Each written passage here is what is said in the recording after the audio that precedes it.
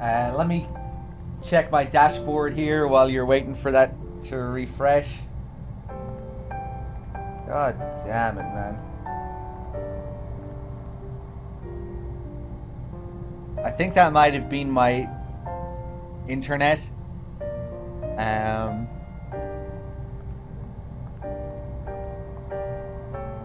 Or maybe it was Twitch, I don't know. Both of them have been pretty dodgy recently. Both Twitch and my internet have been pretty unstable.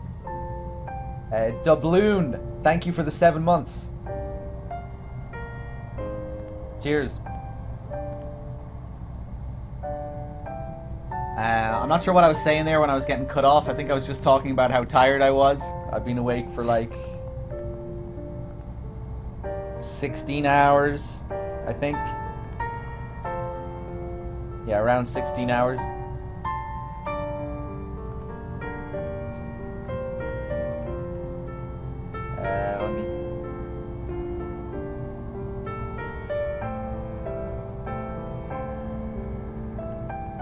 Let me catch up with chat here.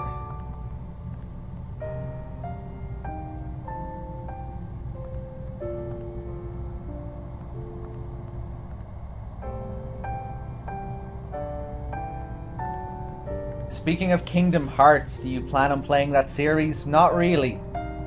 I did play Kingdom Hearts 1 when I was a kid.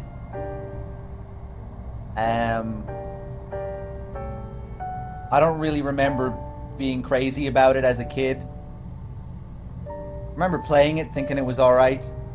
And I don't really have any inkling to go back to it.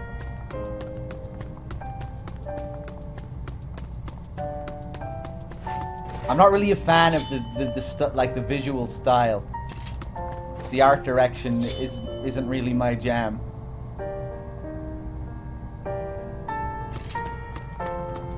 I don't know, maybe I'll play it sometime in the future, but I don't really feel any desire to.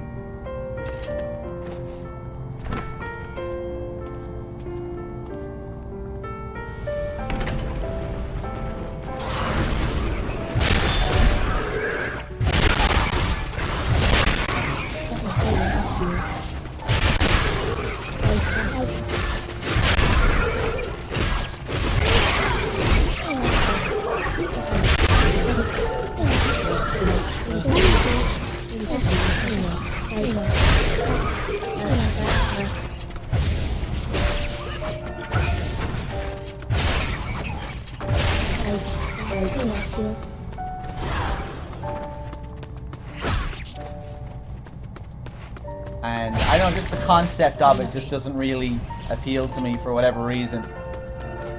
I don't know.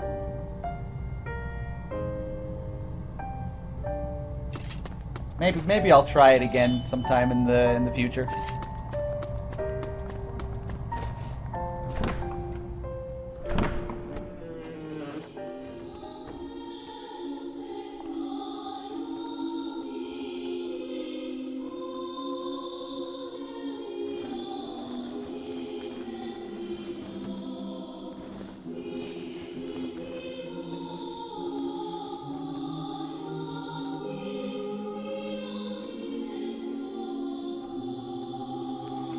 Yona!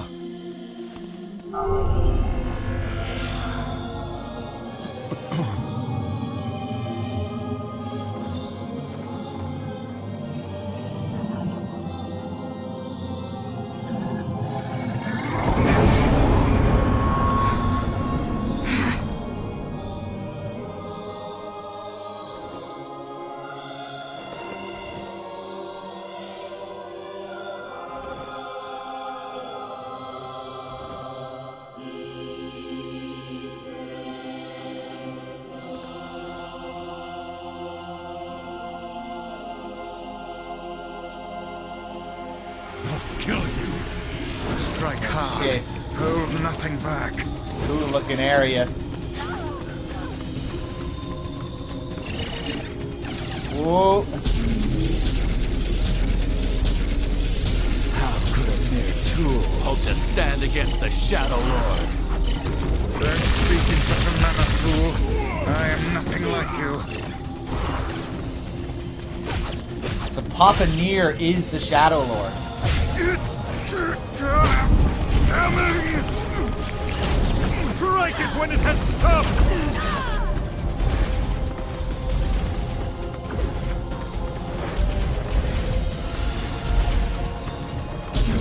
No, impossible!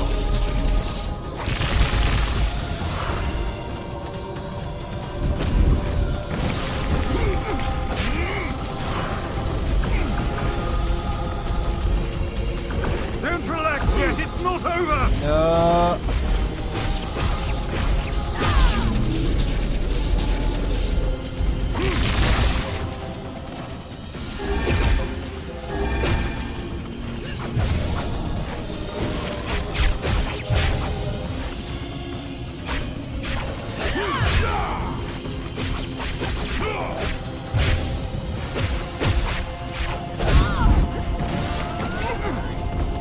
Nice.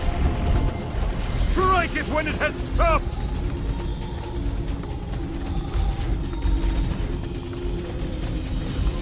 Oh God.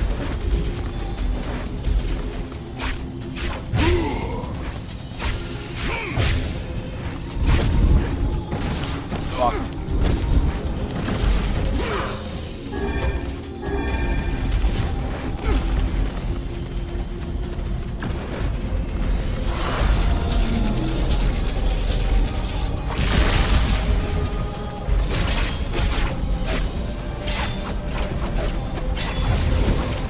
Oh, fuck.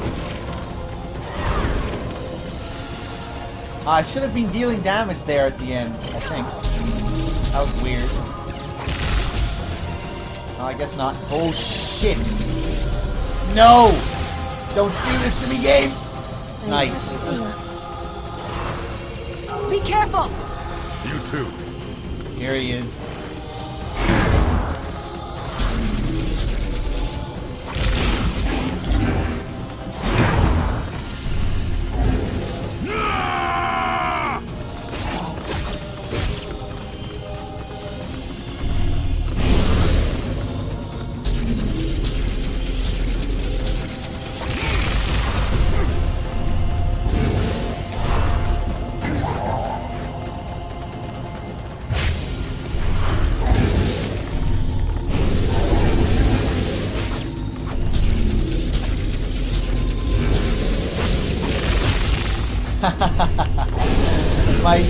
my human counterpart like spamming the same attacks, I see. You alright? Naturally. I am as speed as a thing. Oh no, he mixes it up a bit more than I do.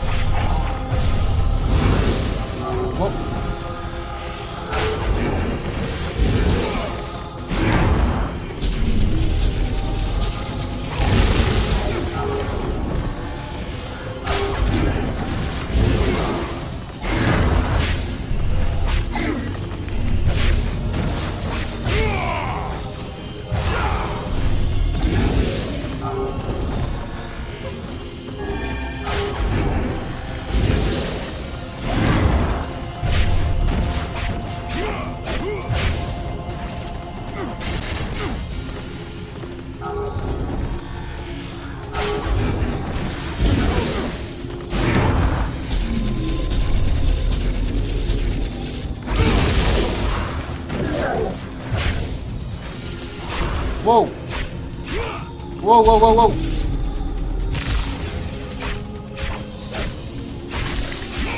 Nice. Wait.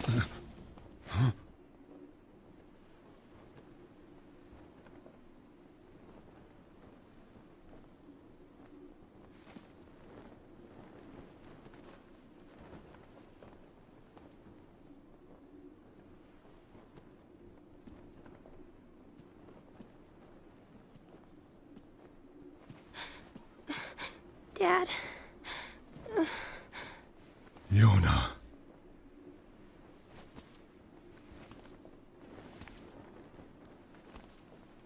Yeah, that's what I expected. What?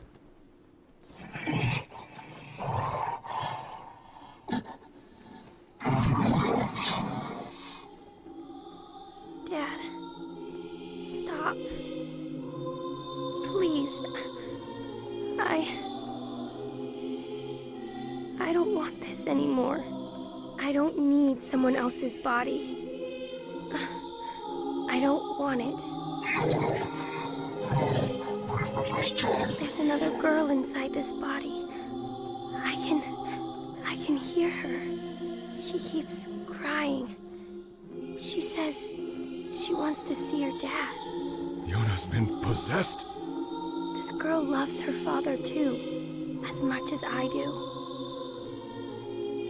She loves him just as much. It's not right that she can't see him.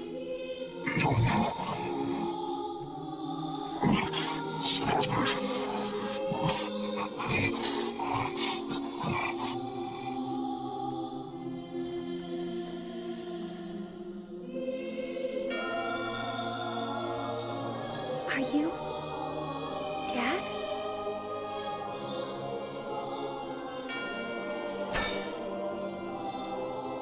Yes, I am. Let's go home.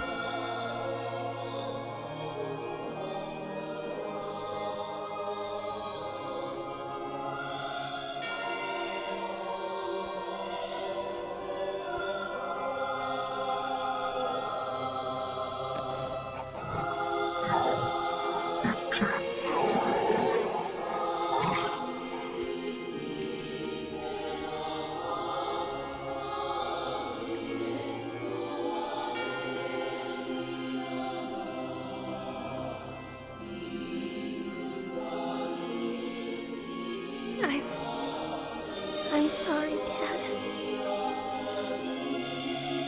I don't know what to... I'm so very sorry. Oh, Jesus. I love you, Dad. I love you.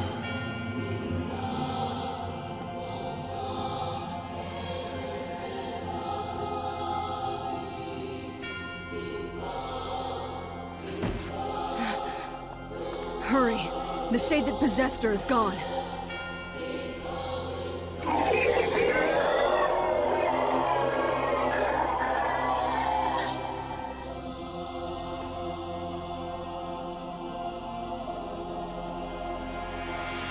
Kaine, watch over Yona for me. You want me to understand your sadness? You think I'm gonna sympathize with you? I swore to protect my daughter and my friends. If someone puts them in danger, they must stand aside or be cut down. Oh shit, there he is. Come on. Oh fuck. Let's go.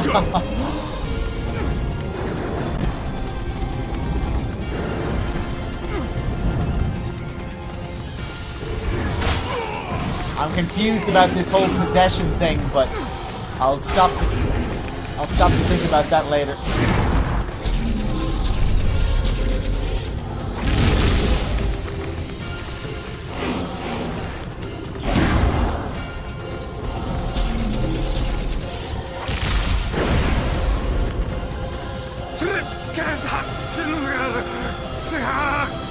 Vice, what's wrong?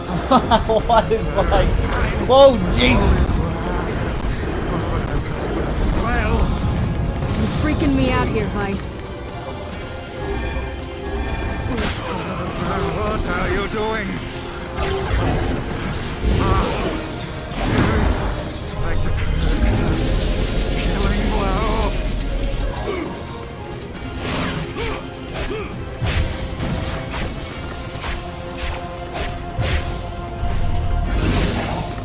Whoa!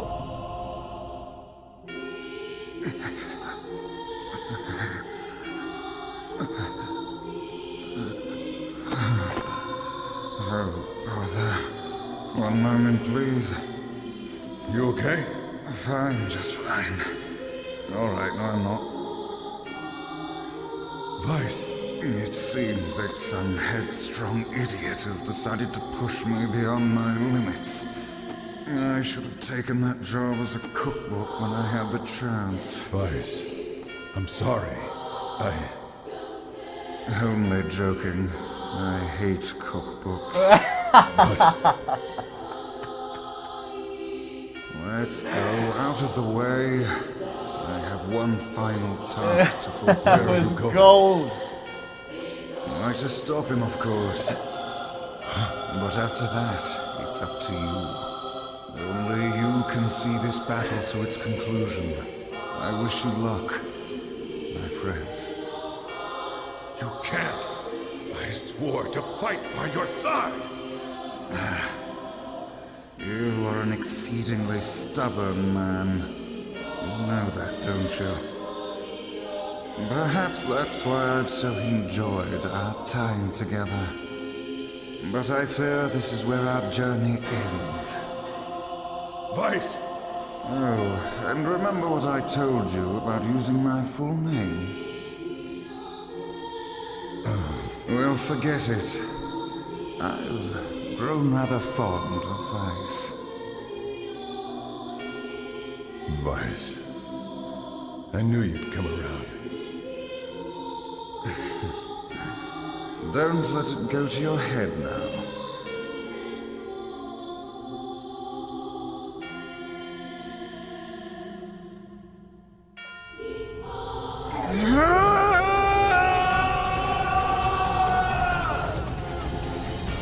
Grimoire Vice has lost all of his powers. That line was pure gold. That has to be my favorite line in the whole game. The way it was framed as well, like the shot of him turning around. Only joking. I hate cookbooks. That was great. Alright, what are we doing here? Oh, Jesus. I have something to defend. I have a reason to live.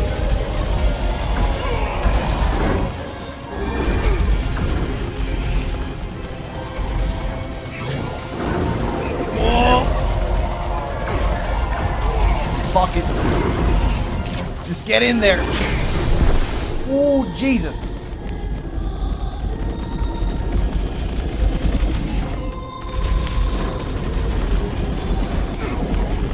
Whoa, whoa, whoa.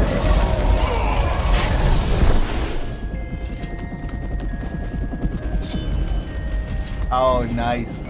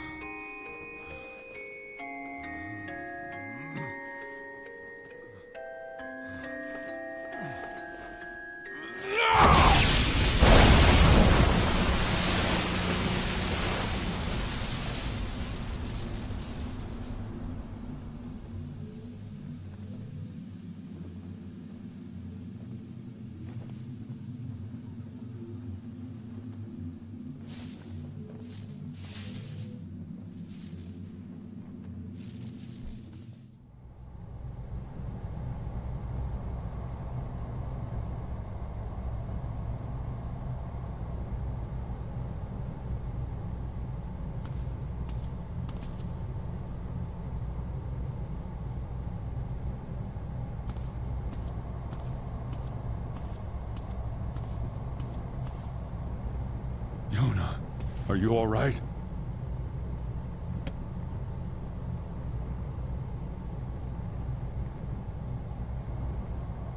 Oh, God, no. Oh, please, the girl is fine.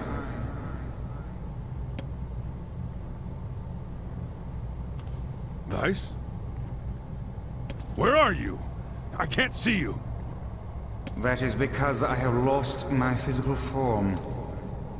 Doubtless my voice will be the next to go, so listen closely. Your Yona is safe. Do not mourn her, and do not give up hope. Instead, you must call her back to you.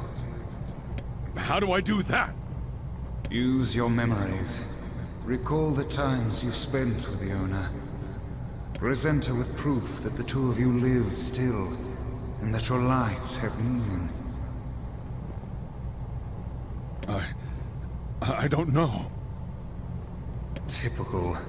But take heart. I know you can do it.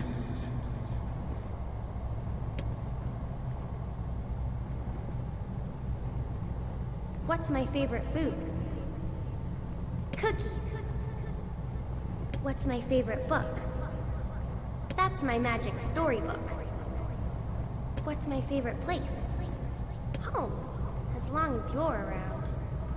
What's my favorite flower? The lunar tear, of course. Okay, one more question. Who do I love more than anyone?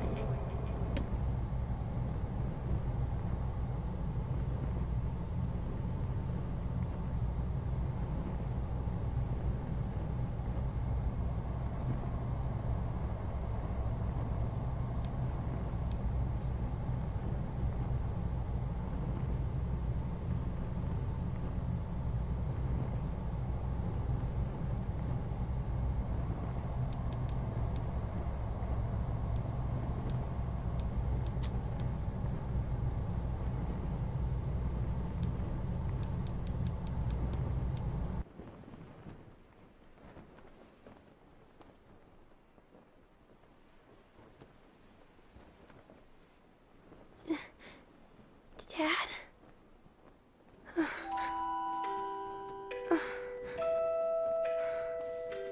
Yona.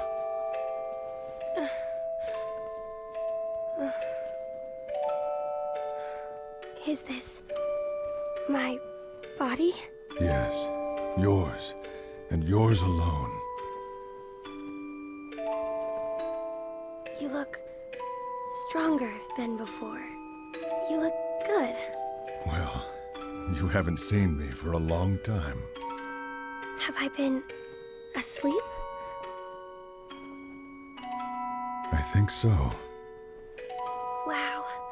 It's like I'm a princess from some fairy tale. I'm so happy, Yona. I'm so very happy. Oh, Dad. Kaine? You two have a good life. Okay? Where are you gonna go, Kaine? No, You could stay with us. thanks, but I'll pass. You know how it is. I got my own shit to take care of. What do you mean? Personal shit. That doesn't involve you. Take it easy, alright? Kaine. Dad! Look! It's beautiful. For the longest time, someone kept calling out to me, wanting to see the light.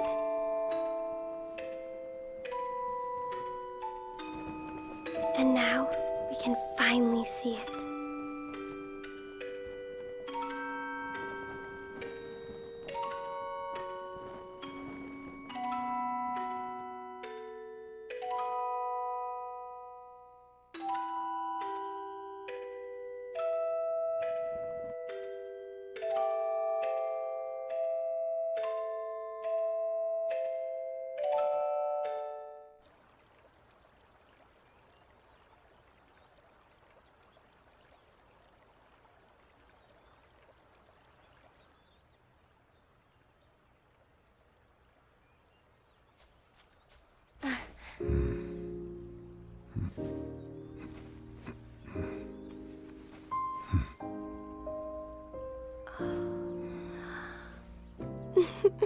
Thanks, Dad.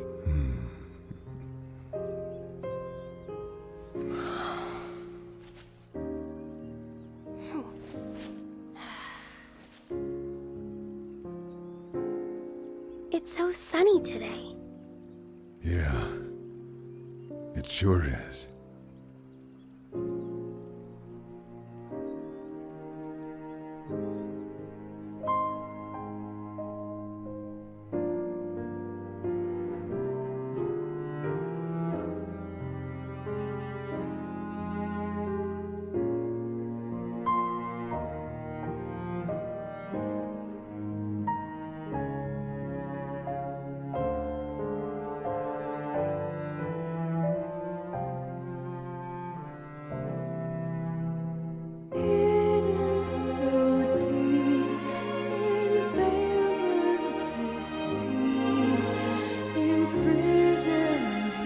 Alright, it's time for NG+.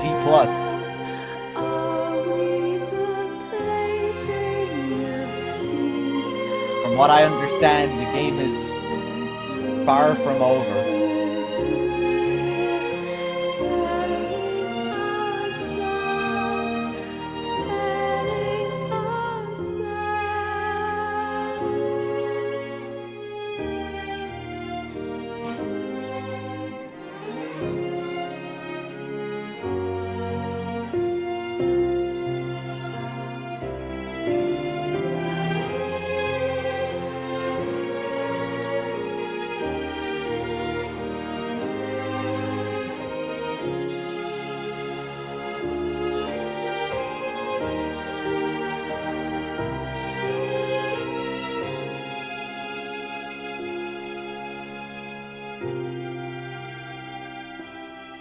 I'm intrigued to see where the NG Plus goes.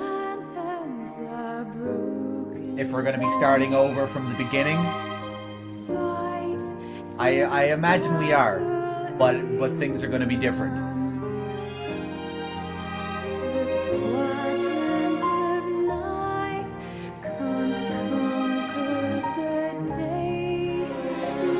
If I had to take a guess, I would say the beginning of the next round is going to be quite different. It won't be way back in the past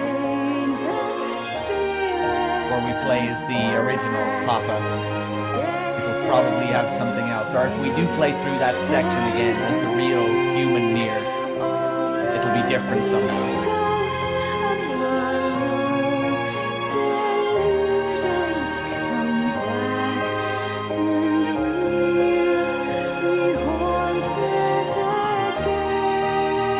Alright guys, I'll be right back. Thanks for watching. I'll be back after the credits.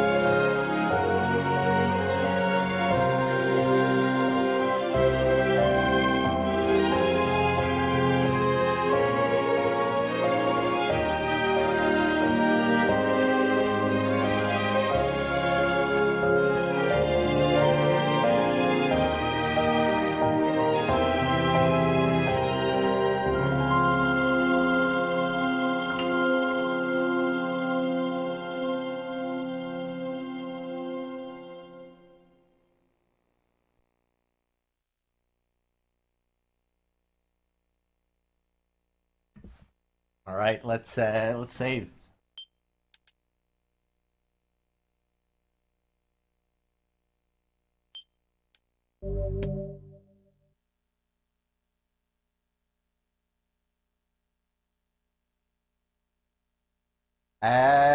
What? Exit the clear data save. Okay, yeah. Ending B. Load your clear data after completing the game to be able to experience Kaine's story. Oh shit, do we play as Kaine?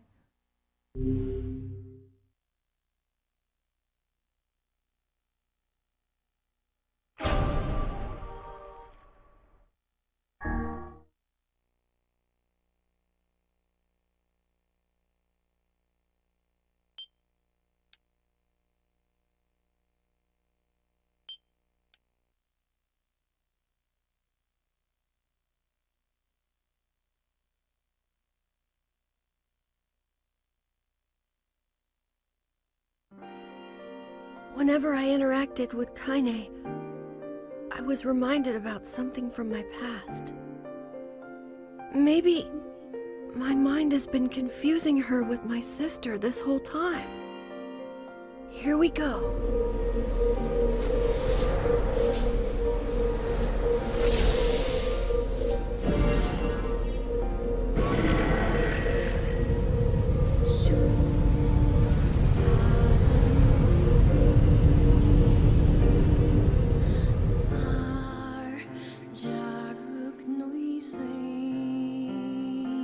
Slick.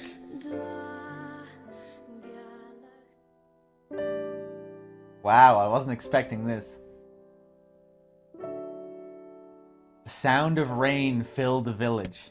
The steep cliffs that surrounded the area magnified sound, causing even the slightest drizzle to rattle like a thunderstorm. Thin wisps of smoke streamed from huts as the villagers huddled in their homes and waited out the rain. A single child, however, had braved the downpour and was now wandering slowly toward the wooden, hawk-shaped weather vane at the center of town. The wanderer reached the vane, which had existed for as long as any could remember, and stared. The child's face was simultaneously delicate and fierce, like a teacup that had survived a shipwreck. Those traits combined with pale white skin to give the face an almost sexless quality. If the beak turns east, I go home. If it stays west, then The child blinked. Rain slowly dripped down the young one's short hair and began its long descent to the ground. Come on. Come on. The child felt a slight breeze and watched as the vane slowly creaked to life. Spinning this way and that for a moment, it finally settled with the beak pointing firmly toward the east. East? Really? Before the vane could move again, a jagged rock came spinning and tumbling through the air, finally striking home against the child's head. The force of the blow dropped the child to the ground as a hail of stones began to fall all around. Oh no, they found me. A heartbreaking smile crept across the child's face as the stones continued their assault. Through the rain, the sound of multiple footsteps grew louder before a voice rang out. Yoo-hoo! Kaine! The voice belonged to Demo, worst of all the bullies in the area. As Kaine struggled to stand, a final stone came skittering through the mud and bounced against her foot.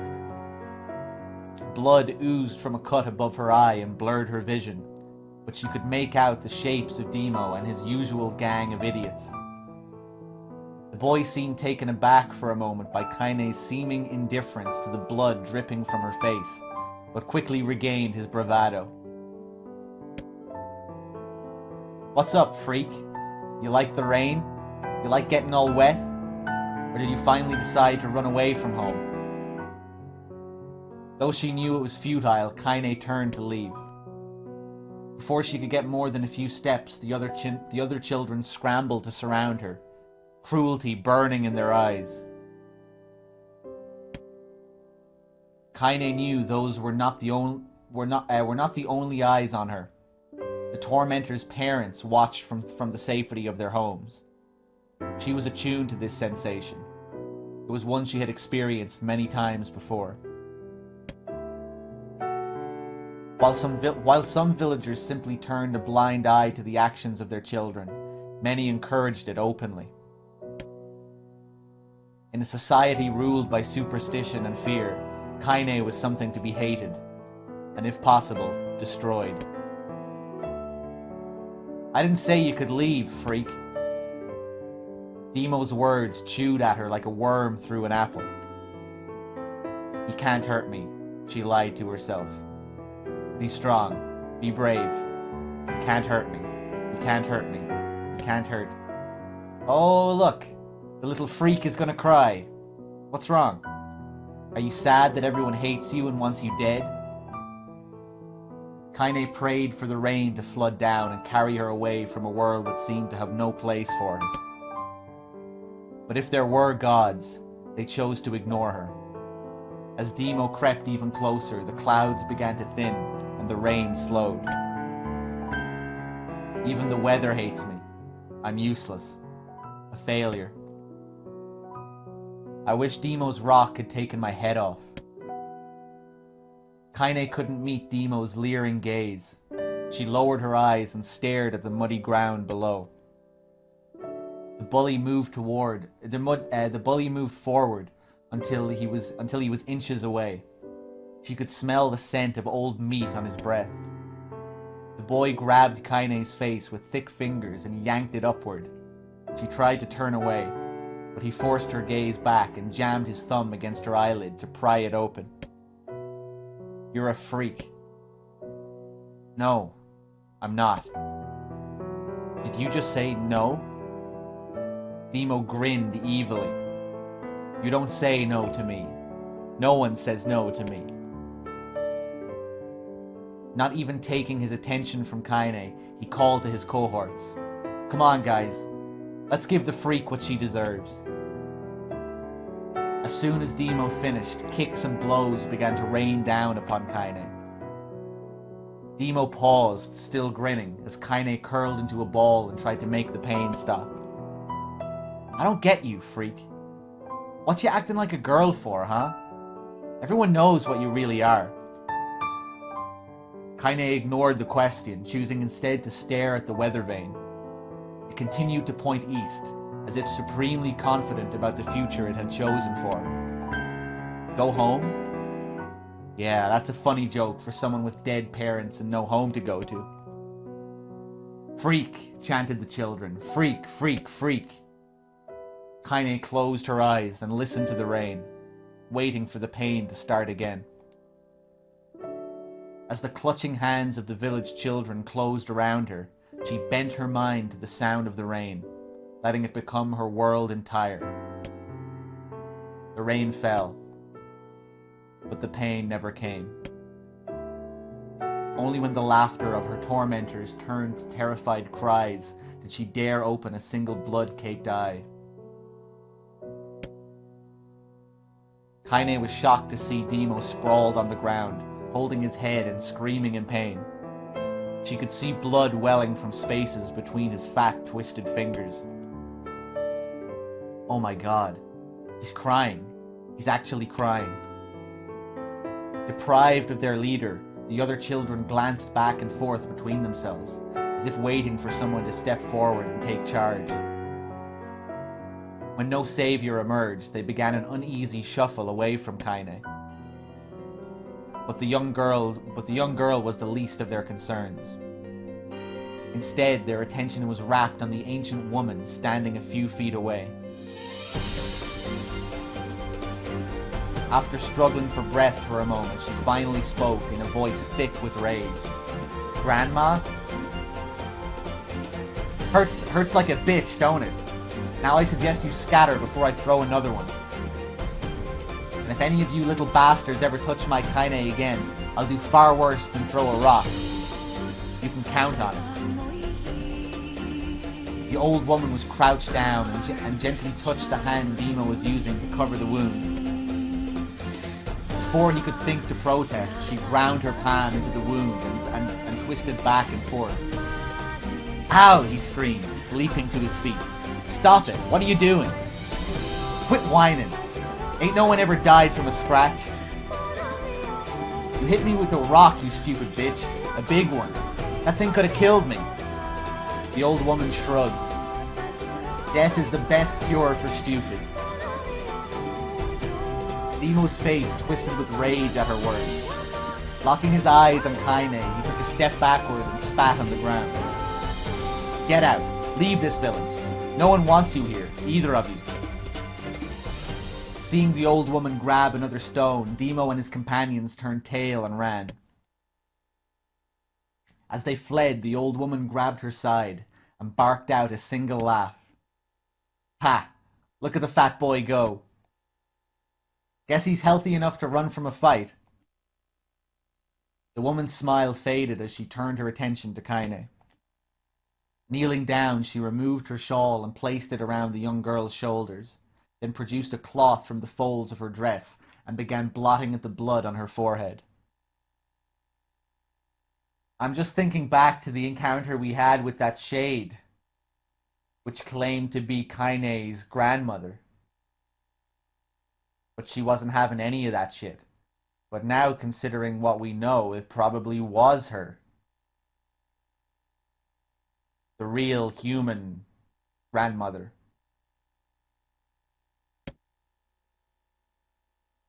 I don't know, I'm just throwing out thoughts here. Oh, Kaine, she said. Why didn't you fight back? You're stronger than that lot. The words of her grandmother stung Kaine, and she turned away. Don't be nice to me, she said. I don't deserve it. Nothing matters anymore. Her tears, held in check for so long, finally began to fall on the muddy ground below. Everyone hates me. They think I cause bad things to happen. They think I'm a freak. I wish I was dead. As Kaine's tears turned to sobs, she felt her grandmother's hands on her shoulders. Despite her advanced age and diminutive size, she was a woman of surprising strength, and Kaine found herself unable to turn away. Don't talk like that, Kaine. It's a river wide and deep that flows between the realms of this world and the next, and it grants no mercy to any that attempt the crossing. You got a duty to fight until your last breath. Understand? The old woman tightened her grip and tried to still the tremor in her voice. You know the pain of losing someone close to you, Kaine. You know because you survived it. As the words hit home, Kaine was struck by the force of her love for the old woman. As a young child, she didn't even know of her grandmother. But when her parents died, the woman quickly accepted her as her own. Grandma, as Kaine called her, was cunning, vulgar, and quick to violence, and their first few years together had not been easy.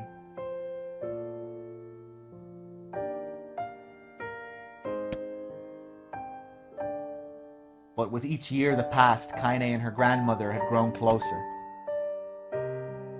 However, it was only now, sitting in the mud with tears and blood caking her face, that Kaine truly understood the depths of her affection. Here was a woman who had seen hard times, who had seen death, who had fought through all these things and somehow emerged on the other side. If anyone could understand Kaine's pain and loneliness, it was her. Do I make you sick, Grandma? Of course not. Don't be an ass. Kaine drew her grandmother's moth-eaten shawl around her body and shuddered. But my body, it's not normal. If I was normal, then Mom and Dad wouldn't... Hush, interrupted Grandma. I'll not hear another word of this nonsense. You're my granddaughter, and I love you. And if folks have a problem with that, they can just go to hell. With that, the old woman reached out and placed a wreath of dried flowers in Kaine's hair. The skill it took to bend the flowers without breaking the stems or losing a single petal was remarkable, and the beauty of it made Kaine want to cry all over again. Oh my gosh, these are lunar tears. Grandma, you made this for me? Lunar tears were legendary flowers. Most people could live their entire lives without ever seeing one, and yet her grandmother had somehow collected a dozen or more. Kaine reached up and touched the wreath, as if she couldn't believe it was real. Where did you find these? Oh, you know. Just stumbled on them one day while I was out doing the shopping. The old woman turned away as she was explaining, leading Kaine to suspect that the search had been much more difficult than she was letting on. The pains she took to construct the ornament, let alone track down the flowers used in its construction, made Kaine's heart hurt.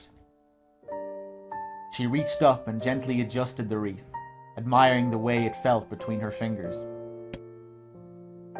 Didn't quite turn out right, said her grandmother as she squinted at it.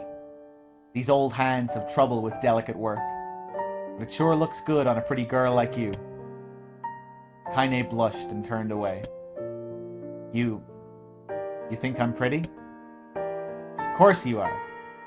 What a fool thing to say. Thank you, Grandma. Her grandmother smiled. We're gonna be fine, you and me, she said.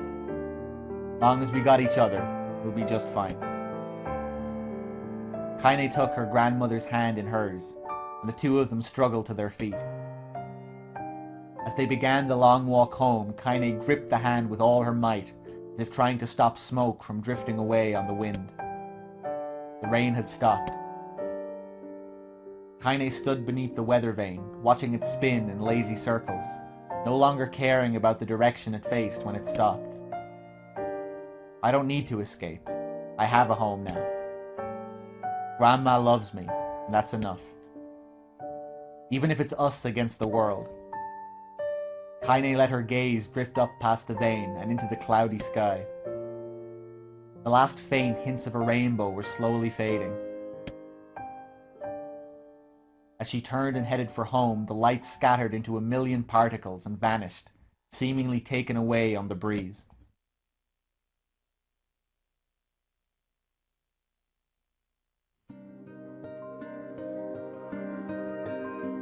Just realized there that these sections are referred to as dreams as well, so it's very much in line with the dream village, the death dream village from earlier.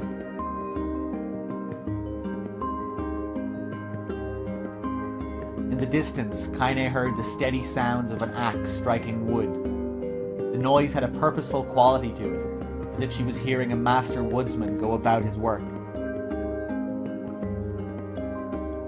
Song of the Ancients again, different version of it.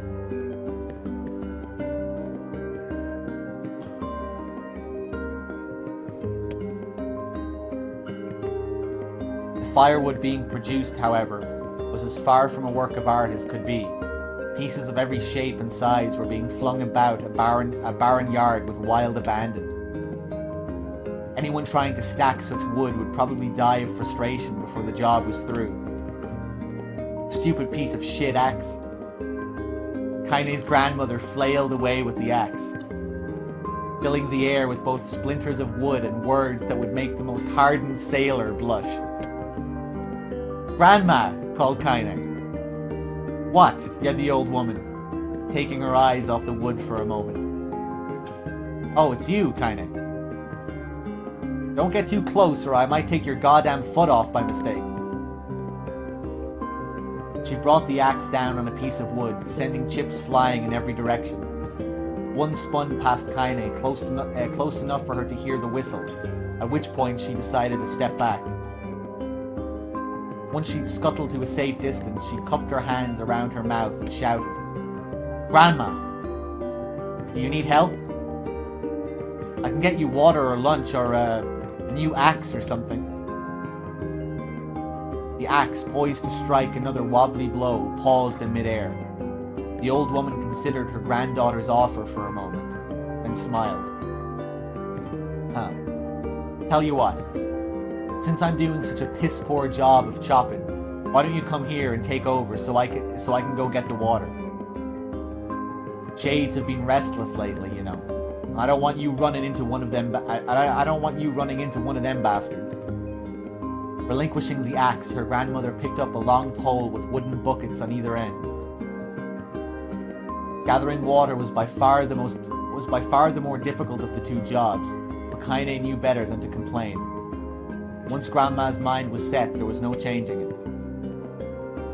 Kaine did her best to help with chores, but Grandma took every task that required travel to the village. Though she had a long list of plausible excuses, Kaine knew the real reason. She didn't want her granddaughter to be taunted and harassed by the villagers. Once Kaine moved in, Grandma decided to take up residence a good distance from the area. Out of sight, out of mind seemed to be the best policy when it came to the villagers and her granddaughter, and rare were the days when any but the two of them could be found on the rocky acre of land they called home. Kaine enjoyed the solitude, but harbored a secret resentment that her grandmother was forced to spend her golden years in such a place. After watching her grandmother leave, Kaine turned her attention to the task at hand. She had never chopped wood before in her life, and soon discovered why the old woman hated the chore. Swing after swing of the axe produced only a tiny crack in the wood, and when she finally managed to connect with a solid stroke, the tool embedded itself in the log and refused to budge. Frustrated, Kaine swung the axe around her and threw it, log and all, across the yard. Damn it! Crap. She suddenly understood the joy her grandmother felt in a good curse.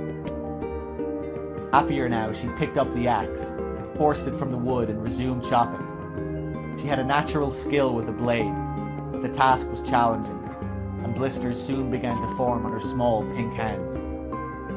This is tough, and my logs are all weird sizes. Spitting on her palms and ignoring the pain, Kaine redoubled her efforts. Just as she was developing a rhythm, Grandma returned from the village. Setting down her buckets with a small sigh, she took one look at the logs and coughed out a wheezy laugh. "Pretty clumsy, girl. You better practice if you..." Her grandmother suddenly collapsed to her knees, causing one of the buckets to wobble precariously. Eyes wide, Kaine dropped the axe and ran to her grandmother's side. "Grandma!" The old woman shook her head and pointed a trembling finger at the bucket. Get the bucket. Can't let it spill." Kaine steadied the bucket with a foot as she knelt by her grandmother. A small bit of water sloshed over the side and made a new home in the hem of her dress, but Kaine didn't notice. Grandma, what's happening?" Crazed with panic, she grabbed her grandmother by the shoulders and shook. After a moment, the woman lifted her arms and battled Kaine away. "Stop that! Just stop now," she cried, breathing heavily. "It ain't like I'm dying. Just tired from the trip is all." Kaine desperately wanted to believe her, but one look at the old woman's shaking hands and worn face told her more than words ever could. Her grandmother had lived a long, hard life, and it seemed the bill was coming due. The time when her grandmother watched over Kaine was ending. Sooner than either of them had feared, the positions would be reversed. The next morning, Kaine came to the side of her grandmother's bed and took her wrinkled hand. "Grandma, you're sick, and you need medicine. I'm going to the village." The old woman shook her head and tried to rise, but Kaine gently pushed her down. "It's all right," she said. "I'll be fine." grandmother fixed her with a gaze that could melt steel. After what seemed an eternity, she finally lowered her eyes and sighed. Well, I don't like it, goddammit. But I guess I should quit being so stubborn and let you grow up. The old woman watched as Kaine strapped on her boots and made her way down the road to the village.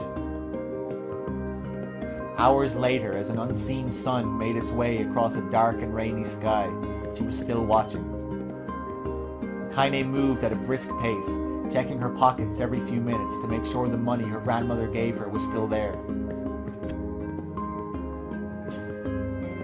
Every noise caused her to spin on her heels, making sure she wasn't being stalked by a shade, or worse, Demo and his gang. But she encountered neither tormentors nor shades, and Kaine finally found herself at the entrance to the village. The few adults she could see glanced sideways at her, and then muttered to each other behind raised hands before slinking away into the shadows.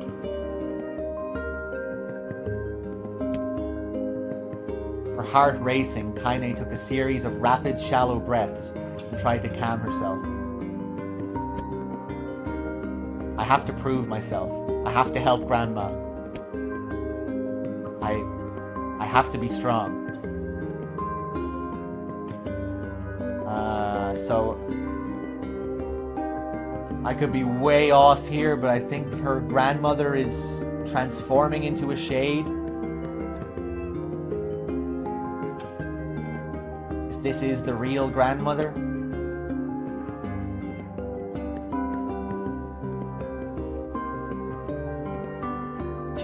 She chanted those words to herself over and over as she slowly made her way. Finally, her eyes settled on a rotund older woman who was angrily waving her arms in the air and telling anyone who would listen exactly what she thought of Kaine's presence. "Hey lady," said Kaine with a bravado she did not feel. "Where's the apothecary?" "What's an apothecary?" The woman's flabby cheeks shook in bewildered anger. "How dare this thing speak to me?" they seemed to say. But Kaine saw that her eyes held a different emotion. Fear. "Yeah, we're both scared, lady. Trust me on this one." "Which way?" Kaine repeated. The woman pointed at a small building to her right before hitching up her dress and stumbling off in the other direction. Kaine cringed, expecting a stone to come flying from the assembled crowd, but none came. Her mind was filled with a strange sense of pride as she made her way to the apothecary. Hold on, what is that word? Oh, some kind of pharmacy, okay.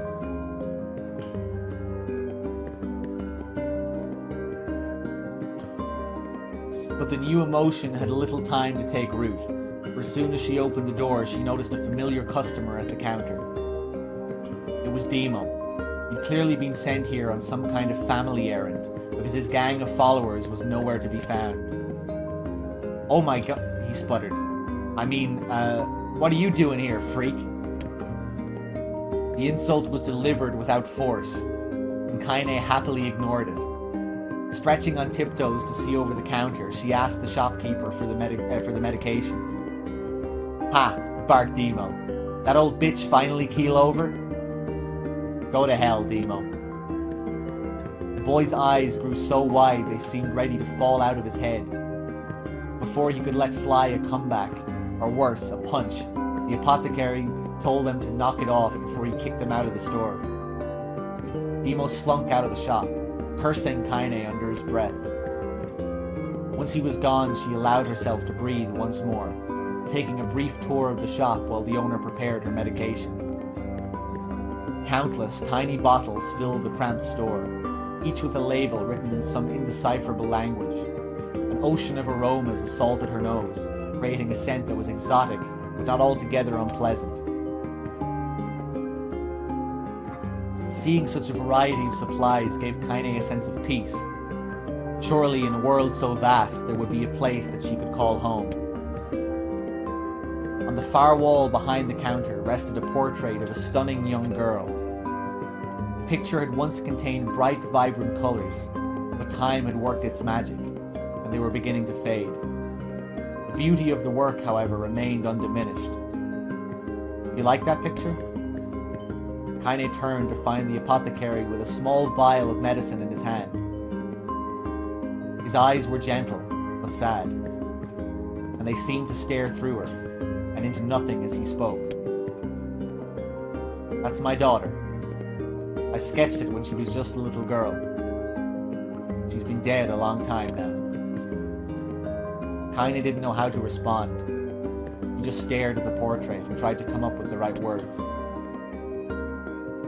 Pictures are wonderful things, continued the shopkeeper. They let the ones closest to you live on forever. He shook his head slightly and looked down at Kaine and smiled. Handing her the medicine, he reached into his sizable green apron and produced a handful of old wax crayons. You should have these. There's no one left that I wish to draw. Kaine took an instinctive step back, causing the shopkeeper's face to darken. Yes, I've heard the rumors about you, he said. It's a small village, and word travels quickly. Between you and me, I'm not sure which of them to believe, but I also don't think they matter much.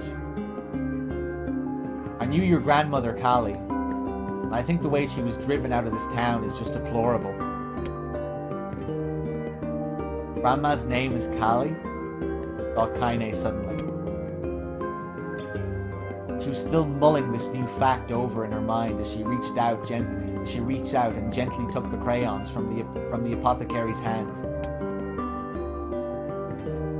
Your grandmother is an old friend of mine, he said, as Kaine scooted away yet again, and I owe her much. I'm willing to wager that she would like it if you drew a picture of her. So Kaine didn't even know her name? Yes, I think she would like that very much. Kaine murmured a quiet agreement, but inside her heart was bursting. Never before had a villager treated her with anything but complete contempt. It was a tiny, almost imperceptible step, but it was a step nonetheless. And with enough tiny steps, she might one day discover the rest of the world. When Kaine returned home, she found her grandmother asleep in her bed. Her feet were blackened and raw, even bleeding a bit in places, leading Kaine to think that she had been pacing around the room until exhaustion finally caught up with her. She placed the medicine by her grandmother's pillow and turned to leave, but found the old woman's hand clasped around her arm. Back already, are you? Asked her grandmother with a yawn. Come here. Let me have a look at you. Grandma sat up and examined Kaine from head to toe.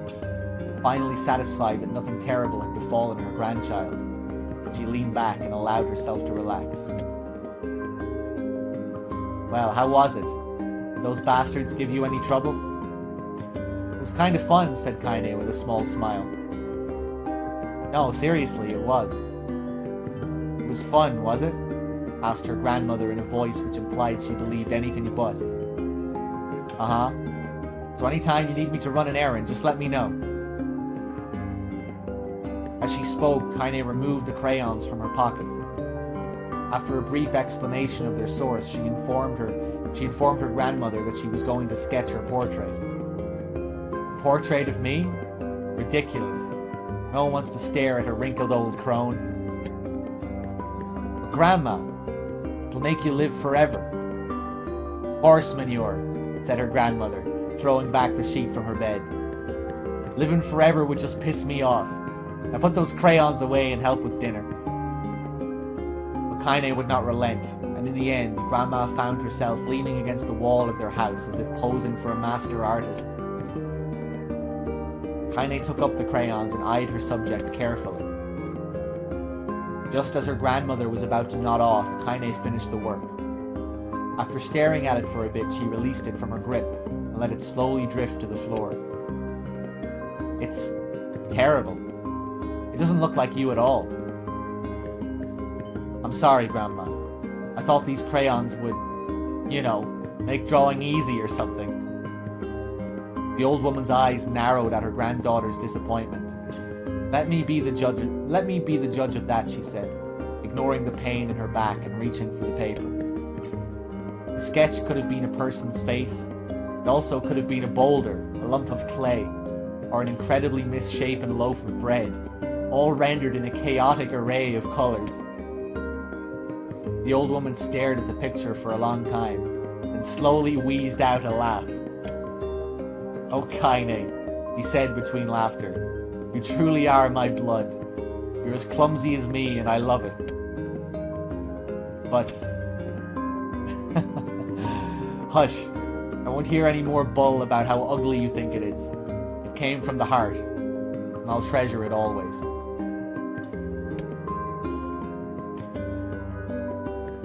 True to her word, the old woman gave the picture a place of honor above the kitchen table.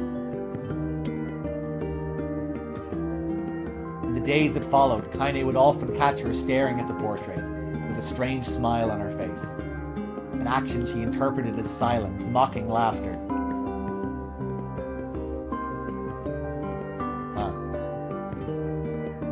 A week later, Kaine could stand it no more, and asked her grandmother to take the artwork down. Oh man, that's heartbreaking.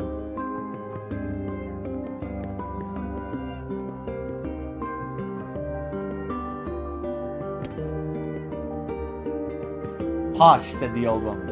"I'll take this down when they roll me in my shroud." She pondered this for a bit, then turned to Kaine and dropped to one knee.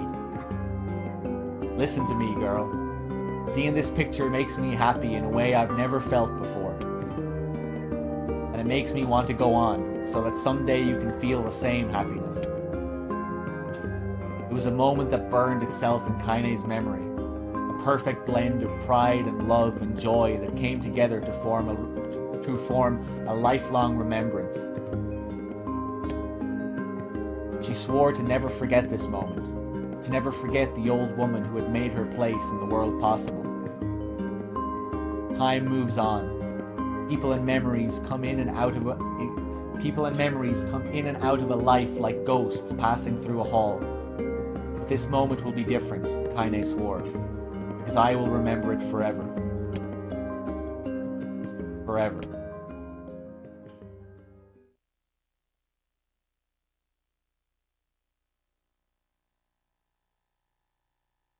One second, guys. Let me just go get a drink. I'll be right back.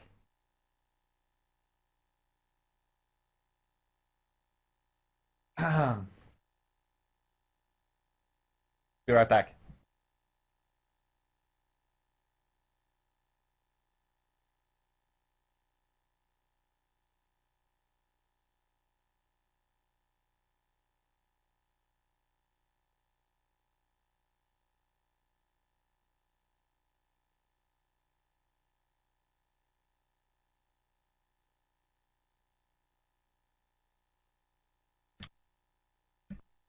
Hold on, let me just check my dashboard and everything. Sorry, I'm missing a lot of the chat as I'm reading this. Bonzarelli, thank you so much for the sub. That was like half an hour ago. I hope you're still there. Thank you very much. Glad you're enjoying the stream. Cheers.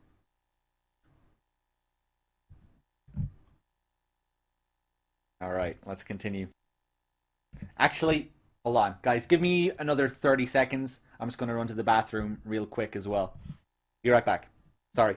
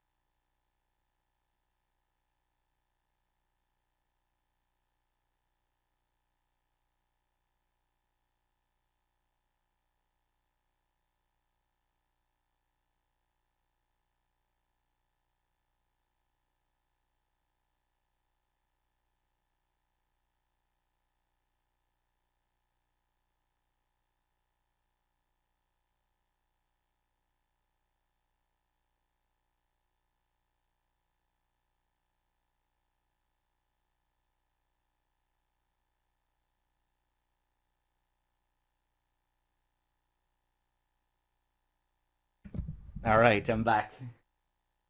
We just catch up with chat here and I'll continue. That was quite heartwarming. That that part with the picture was quite emotional. Really nice.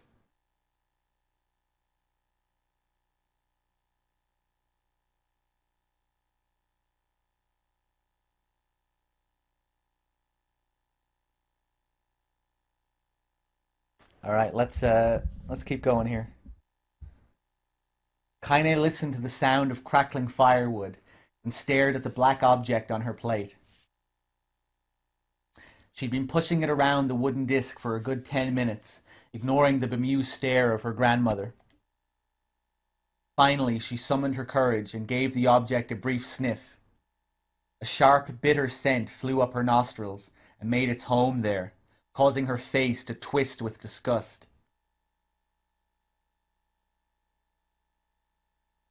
Hold on, I just want to scan through this again.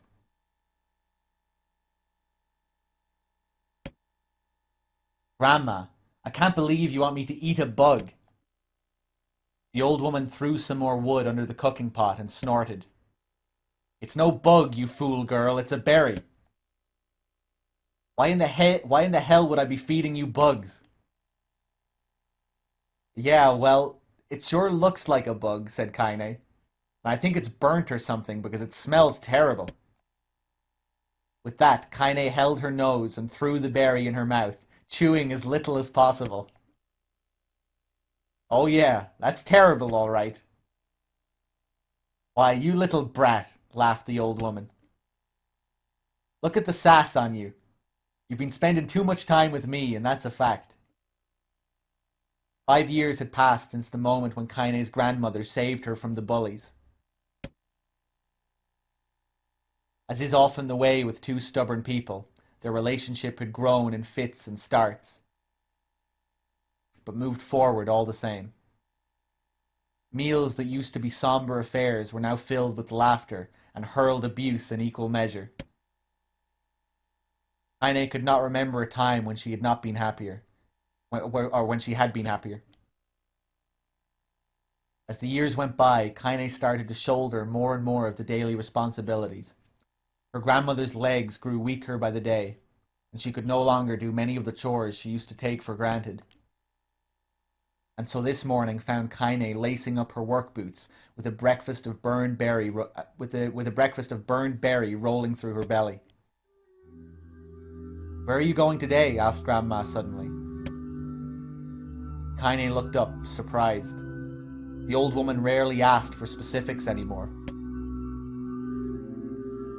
Well, I was going to check out the kelma trees and see if they were ripe.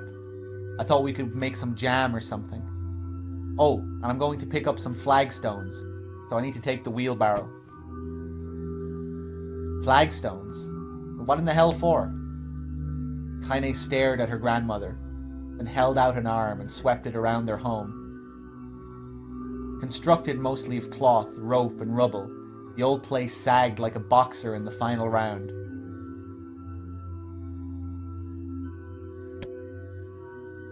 Grandma, a dying cat could chew through this house. I'm going to build a stone wall so we have some protection.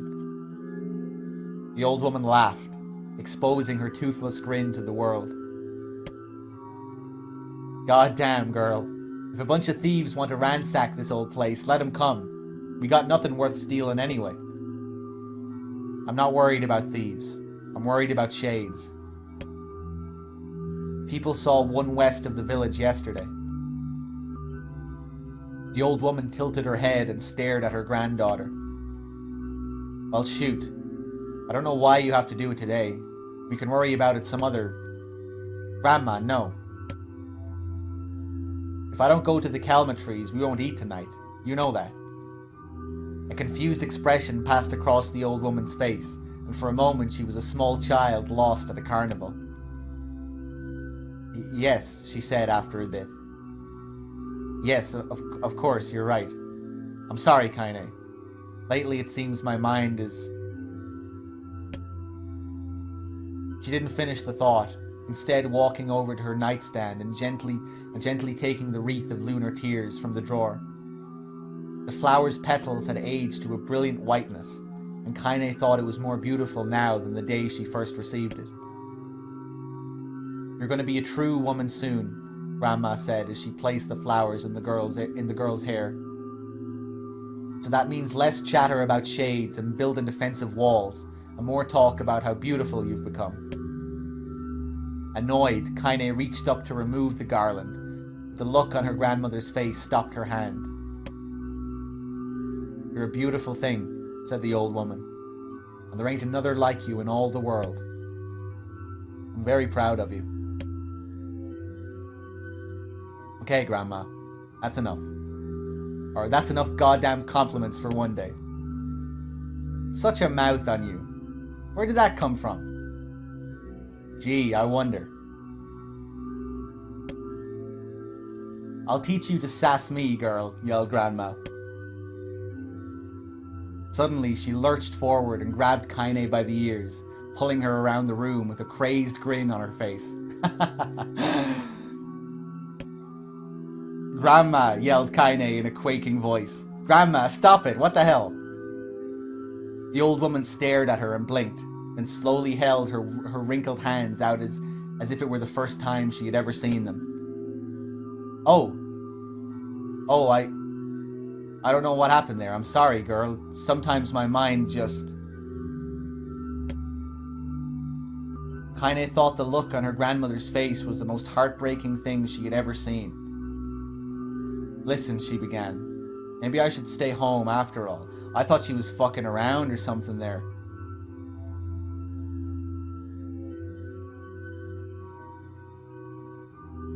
Okay. So, no, that's not the case. He's going crazy. "No, I won't have you stay here to keep an eye on an old codger like me. You go get your fruit and your wall and whatnot. I'll be fine. When you come back, I'll have a nice grasshopper dinner waiting for you." Kaine rolled her eyes, then kissed her grandmother on the forehead and made ready to depart, trying desperately to ignore the worry that was gnawing at the walls of her heart. Kaine could feel the old woman's eyes watching her as she moved down the path. Don't turn around, she told herself. But in the end, the temptation was too great. She spun on her heel for one final look and saw a small, bent woman standing in front of a ramshackle hut with a sad expression on her face. Gods, she looks so old now. It's like the wind could reach down and just carry her away. Kaine worried about her grandmother all day, causing her work to suffer. What little fruit she could collect was tossed carelessly into the wheelbarrow, and she only found a couple of stones before losing interest in the project. Man, sad. Getting emotional here reading this. Finally, as dusk approached, she decided to call it a day.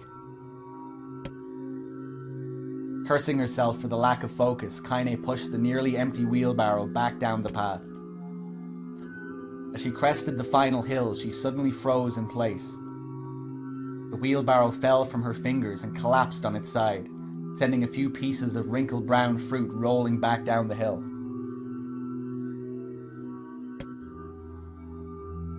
Her gaze was transfixed by a thick black cloud that hovered just ahead.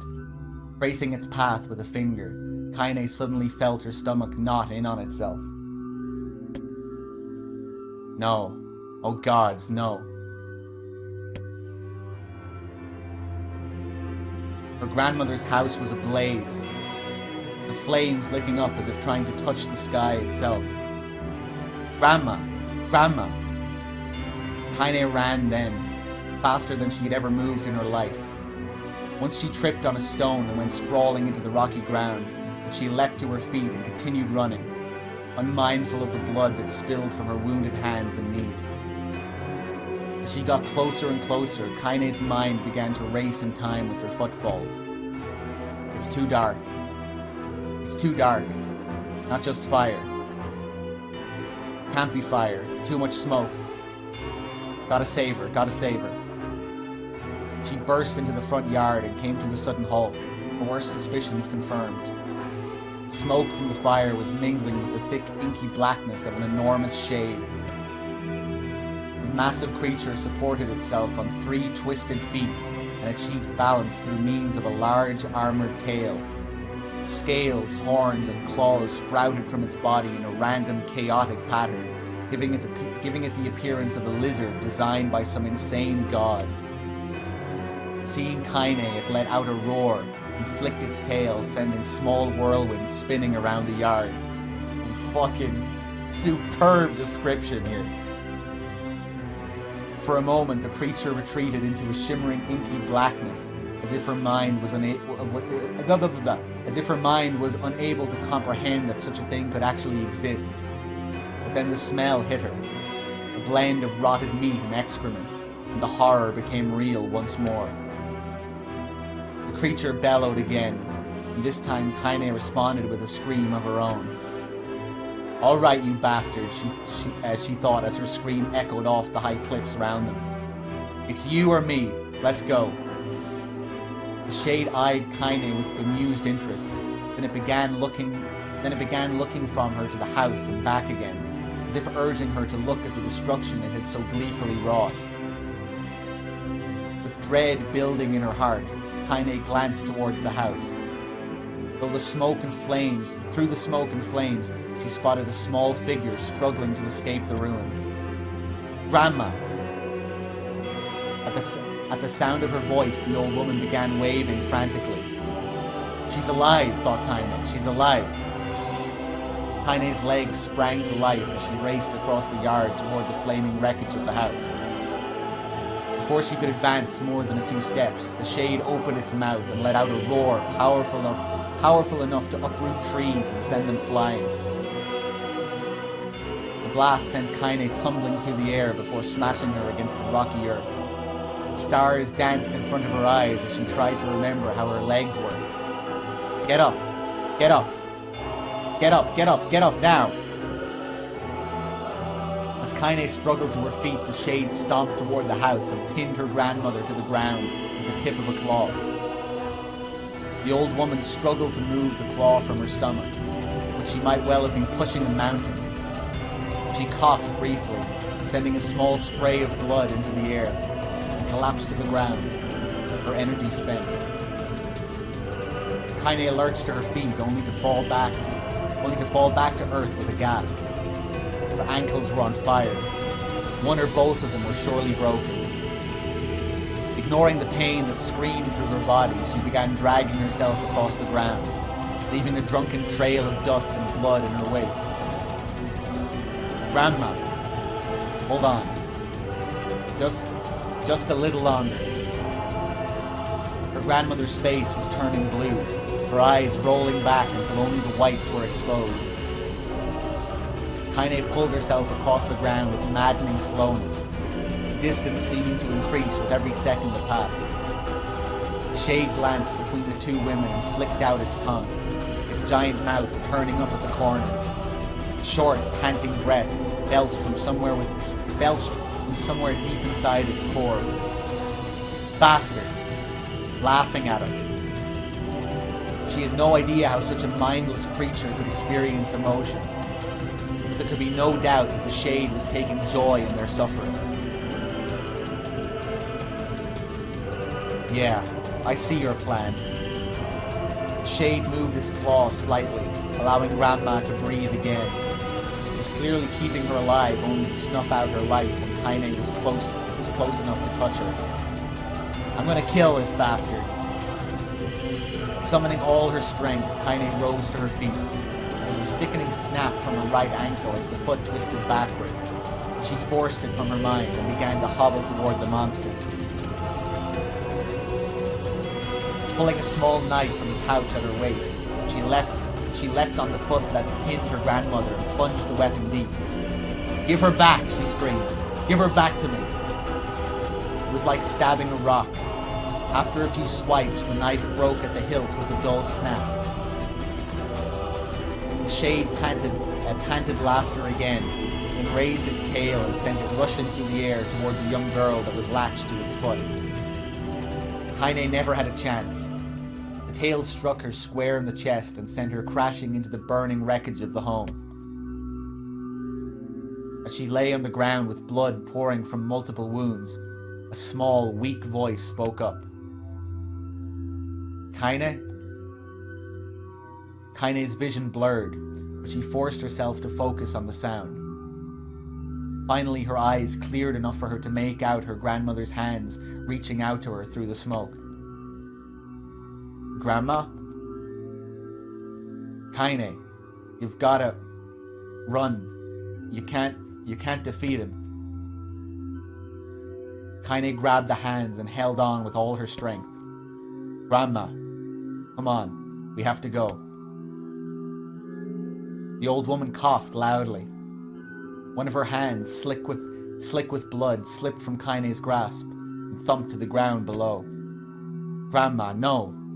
No. I said run, goddammit. You have to. Have to live. You have to get through.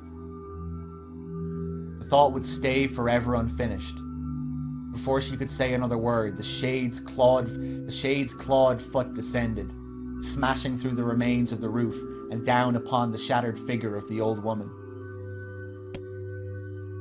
Blood oozed thickly from the gaps in the creature's toes as the terrible, putrid smell assaulted Kaine's nose once again. She stared at the foot, dumbfounded, convinced that what she was seeing could not possibly be real. When the creature finally lifted its appendage, all that remained underneath was a twisted, unrecognizable mass of rubble and red. Her grandmother was gone. Kaine blinked, trying to feel the hands which had been in hers just a moment before. For a fleeting instant, she could remember the warmth of that embrace, the trembling of the fingers, but then the sensation drifted away on the breeze and was gone. Memories flashed through Kaine's mind, one after the other, faster and faster, until they became a meaningless jangle of noise.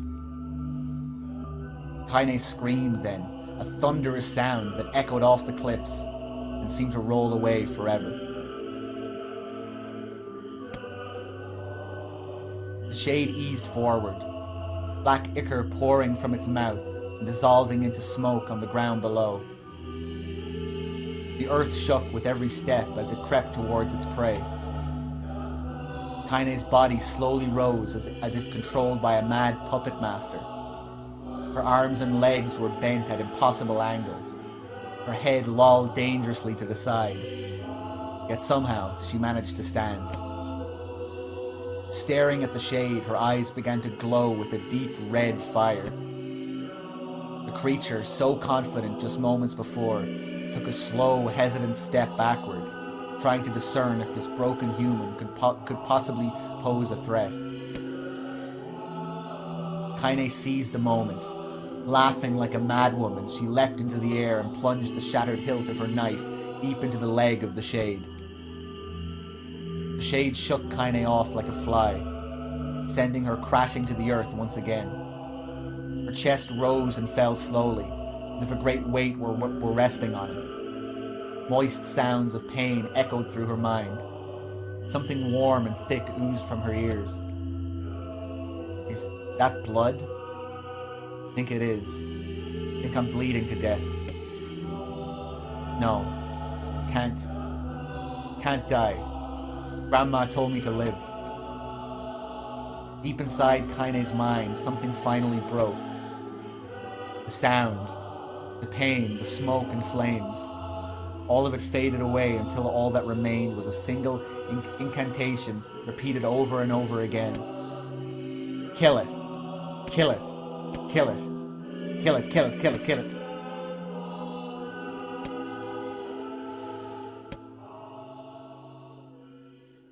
As the spark that was Kaine slowly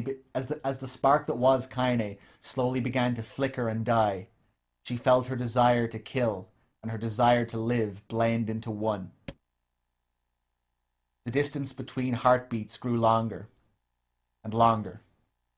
and longer.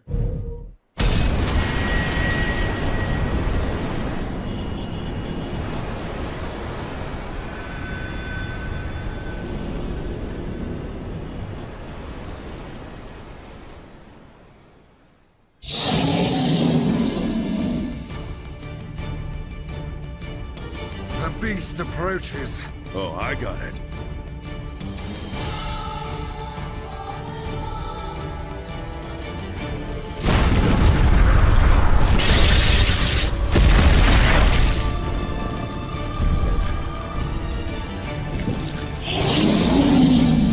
Oh man.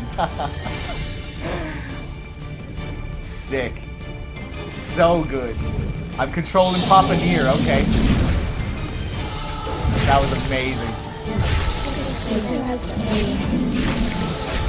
What an this creature must have. How did it even survive Music. these past 5 years?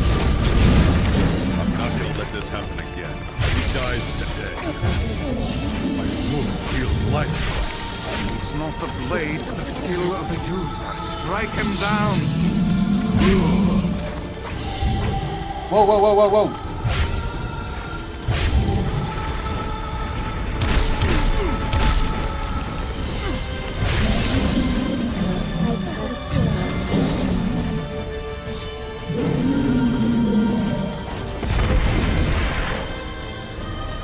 Whoa, whoa, whoa, whoa.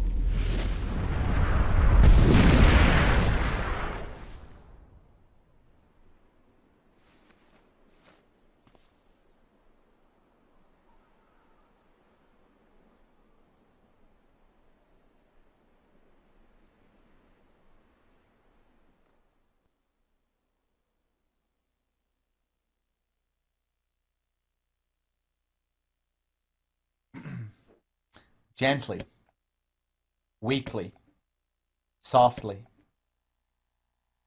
The shade, sure that its tormentor was dead, turned and stomped off toward the horizon, stopping along the way to bellow one final roar. Couldn't kill it. So sorry, Grandma. Couldn't avenge you.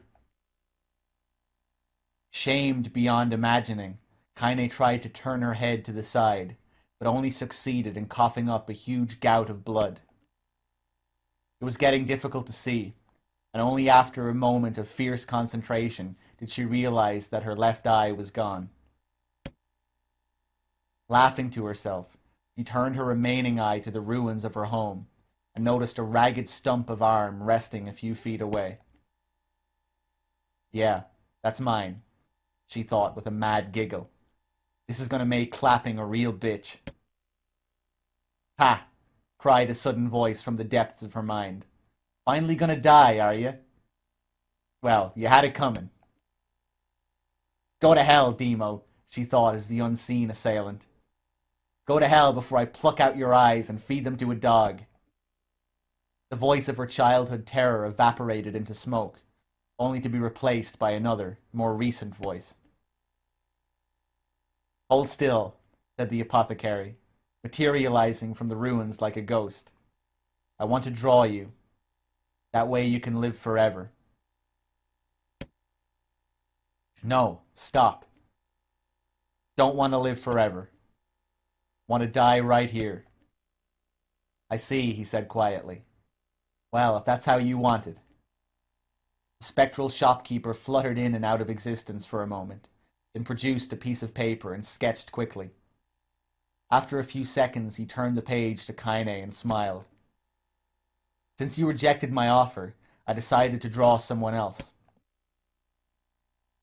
was a picture of her grandmother, real as life. Kaine opened her mouth to thank the man, but stopped as the picture began to blacken in the middle. Before she could say anything, thousands of multi-legged insects began to swarm across the image, tearing at it with sharpened pincers. The hell? Stop! No! Don't hurt that picture! Kaine reached out with her remaining arm and waved futilely at the air. To her surprise, the insects fell off the picture and to the ground below, where they vanished into tiny black tendrils of smoke. Oh, never mind, it's not actually happening, yeah. Relieved, Kaine turned her good eye back to the picture, only to open her mouth in a silent scream. The sketch now showed her grandmother as she truly was, a smashed, unrecognizable lump of nothing. The apothecary smiled, then broke into a jolly dance. See that? He cried as he danced his jig. It's perfect now. She looks just like you. Cha-cha-cha-cha. I look like that? Oh God. Oh God, I'm gonna die. I'm gonna die. Drowning in despair, Kaine laid her head back in the mud and smoke of her ruined house and waited for the end to come. But just before she let everything go, an unfamiliar voice began whispering in her ear. Ain't you got a wish, sunshine? The voice was vulgar and fierce at the same time, as if insanity had somehow found a way to take form. Kaine wanted to scream as the voice crawled under her skin, but her lungs refused to work. You know, a wish, like a prayer or something. Why don't you get on your knees and start praying to heaven? Please, invisible man in the sky, save me! Save me! Ha ha ha ha ha! Kaine finally resorted to shouting at the voice with her mind. I don't make wishes. They don't come true for me. I'm a curse. Freak. I should be left to die. The other voice boomed in her ears. Bah! Oh God, you are the best. Kaine glanced down and saw a black shiny substance oozing from her legs. She tried to brush it away, but her remaining arm would no longer respond. The substance slowly crept around her feet, and then began moving up toward the rest of her body. Is this death? Is this what it's like? Or is my mind just losing itself? She could feel the slime oozing upward, feel the hot, searing pain it left in its wake. Whatever else might be happening, she was still alive, and this was real. Come on, said the voice. Let it go. Kaine tried to ignore the voice and concentrate on the pain, but the newcomer would have none of it. Don't ignore me, sunshine. You're ready to give up, ready to die. So why not let me have it? Have what? Your body. Come on, give it to me. Give it to me. I want to stand on the ground, feel the rain, taste the wind. The voice paused, as if licking its lips.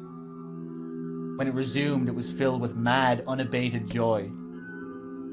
And I want to take your hands and use them to choke the goddamn life out of people. I want to tear out their throats and bathe in the blood, just like before.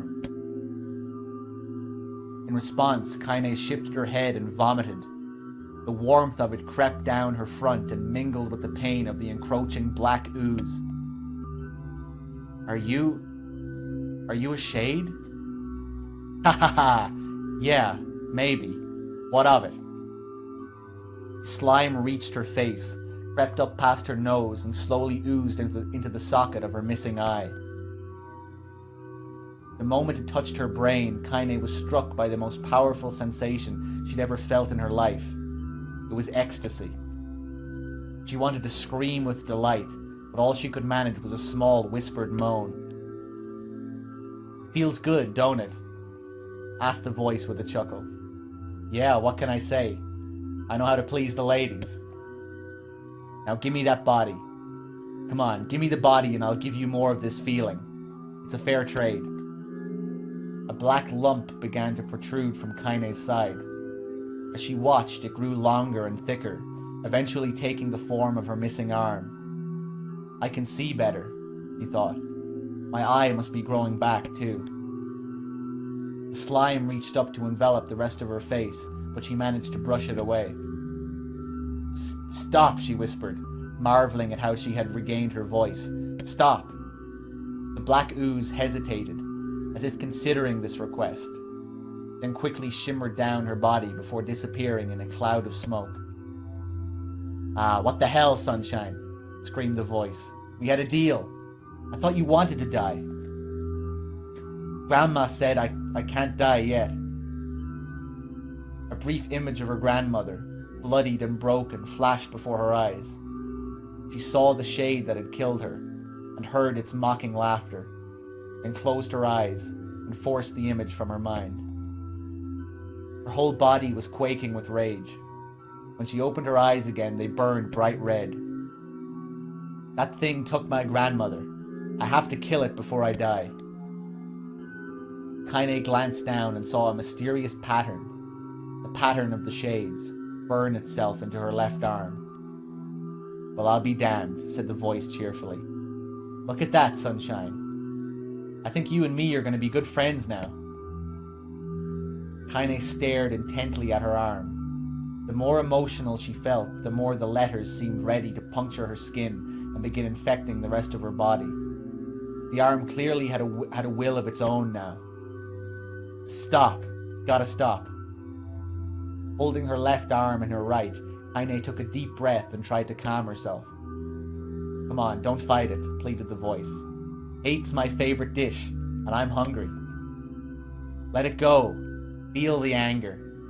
Burn with the fire of revenge. Thirst for blood. Then go out there and... Shut up. Shut up and get the hell out of my body. Wahahaha. Your body? Oh, that's rich, Sunshine. Real rich. Look, why don't you just go and die so I can have this body all to myself? What do you say? I bet those buddies of yours in the area would love to see you dead. Kaine grabbed a nearby shard of glass and tried to saw off the shade-infected portion of her side. Before she could, her darkened left arm grabbed her right wrist, crushing it. Kaine screamed and dropped the shard as the sound of the bone crunching on bone filled the air. Ha ha ha! Stupid idiot girl! You're possessed now, Sunshine, and there ain't no going back. The voice laughed again, a loud, long wail that seemed to go on without end. Possessed, whispered Kaine. Yeah, possessed. You and me. We got what you might call a timeshare arrangement. Remember how folks used to think you were a freak? Well, wait till they get a load of you now. Kaine looked up, tears in her eyes. The sky seemed smaller somehow, darker. Is this because of that shade? Is this how they see the world?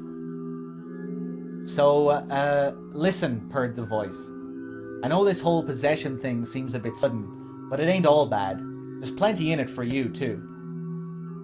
I'm a very powerful creature, Sunshine. And now that power belongs to you. You got enemies? People you want to kill? I can make it happen. That little fat kid who kept picking on you. That big old shade that squashed your granny. We'll wrap him up in their own assholes. No more abuse for you, Sunshine. No more pain. Wait, said Kaine. You're a shade. Why would you help me kill another shade? What, you think I'm some kind of racist? Some killing snob? I don't give a good goddamn who you murder, honey pants. I just want to drink from the well. Kaine considered this as she struggled to her feet, the power of the shade coursing through her. The smoke from her house was drifting away with the wind, and she enjoyed the way the cool evening breeze felt on her new left arm. After a long pause, the voice spoke up again. So, how about it? You and me. We could have some good times together. Look, I'll even take care of the bloody part if you don't want. Fuck off, asshole, muttered Kaine. I'll handle the killing. Bah! Screamed the voice. Look at you go! Oh, sunshine, we're gonna have so much fun. So listen, my name's Tyron. And if you ever need me, I'll just be hanging out in this piece of meat you call a heart. Now get to it. The more you kill, the more your heart turns rotten and sour. And I like rotten and sour. Kaine found herself nodding at the voice. Yeah, she said. Yeah, I think this can work. I'm gonna find that shade, and I'm gonna strangle its own guts. Strangle it with its own guts. And when I'm done, I'm gonna do the same to you, Tyron. Count on it. Ha! Laughed Tyron. I've shit bigger than you, so good luck with that. Oh, and hey, one more thing. Right now, you and me are sharing this body. And if you ever run out of hate, if you ever, you know, go soft, then I'm gonna take over everything. So keep on killing, sunshine, and watch your back. The voice grew fainter and gradually faded away, fading to somewhere deep inside Kaine herself. Kaine waited until she was sure the voice was gone, then waved her new left arm around a few times. It feels perfectly normal, she thought. It feels like mine. Desperately, she began poking and prodding at the new limb, determined to find something wrong with it. She didn't want it to feel normal. That would mean the creature inside her had already won. I am not a shade. I am Kaine. Repeating this mantra in her mind, she slowly began digging through the rubble of her house, being careful to ignore a certain red-stained spot in the corner. Finally, after what seemed like an eternity of heartbreaking work, she found what she was looking for. It was the wreath of lunar tears. Though it had been through hell and back, the garland's petals were as bright as ever. Kaine started to place it in her hair, and slowly lowered the wreath and stared at it. I'm sorry, Grandma. I'm so sorry. But I don't deserve to wear this anymore. I'm possessed, corrupted, a freak. And this time, I don't think there's any going back. Holding the flowers to her heart, Kaine fell to the ground and sobbed. As night gradually lightened to dawn, and the people of the area rose to their daily lives, she remained in that position, as if tears could somehow wash away the horror that now infected her world. Alive. Stay alive. Stay alive. Grandma? Kaine, you gotta live. You gotta come back to us.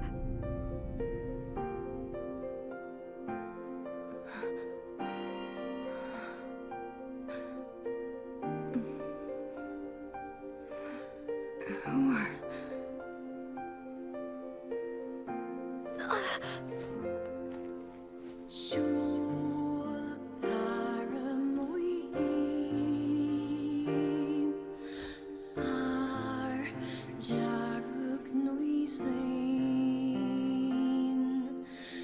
Emil, you were the one calling me, huh? You still recognize me? Yeah, sure. I knew you right away. Thank you. Good to see you, Kaine. You look like shit. How long has it been? 5 years.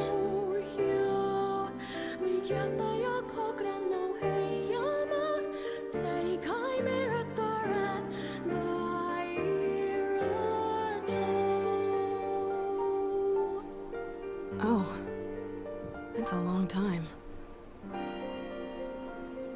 Any luck with Yona? We are still no closer to finding her. We need a way to locate the Shadow Lord. This is for you. Lunar tears. Did you make this? It's just a little welcome back gift. It's not much, I know. It's nothing like the one Grandma used to make, but... Oh, hell. Thanks. Excuse me. Popola, we did it. We freed Kaine. That's great. Listen, can I talk to you for a minute? This doesn't make sense. Please, try to understand. People are tired and scared, and I'm sorry. I'm sorry you have to bear the brunt of that. It's crap. It's okay. We can sleep outside. No one's sleeping outside. You and Kaine saved this village, and now they want to run you out? People are afraid of us. And really, I understand. I mean, look at me. As long as you're still with us, I can deal with it. Right, Kaine? I'm used to sleeping outside. I'm sorry. We'll see you later. We're sorry.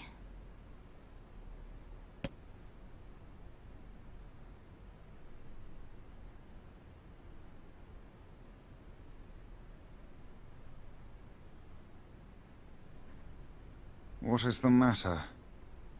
Kaine always sleeps outside. I never thought about that until just now. How could I have not noticed that? How selfish am I? What the hell is wrong with me? We should turn in.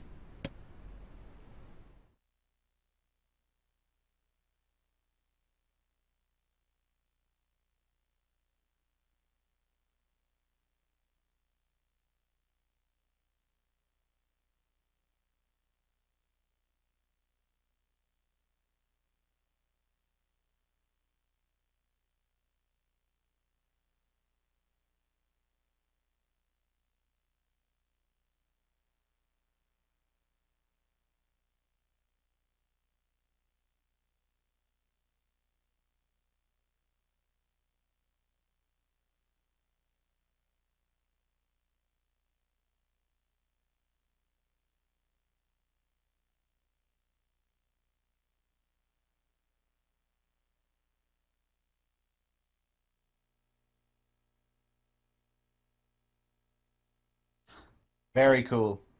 That was great.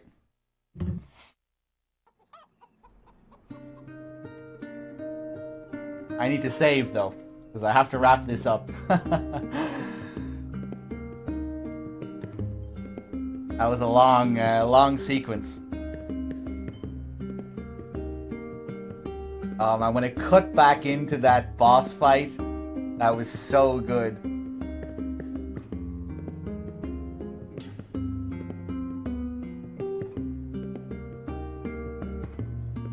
Really cool way of giving us her backstory there as well. Bringing us back to this part of the game where she was turned to stone. And while she was turned to stone, she was having all these dreams.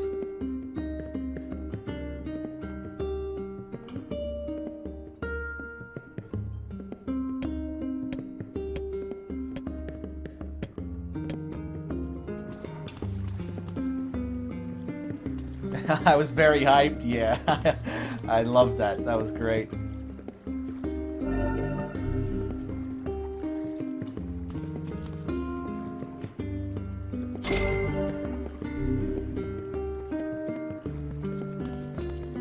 I wasn't so sure at the beginning. It took a while for that story to get going, but when it got going, it was good.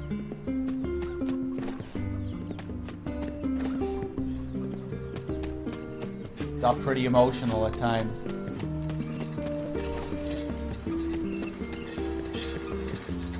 There we go.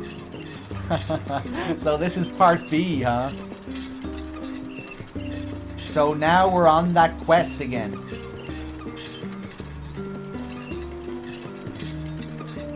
Quest for the 4 keys.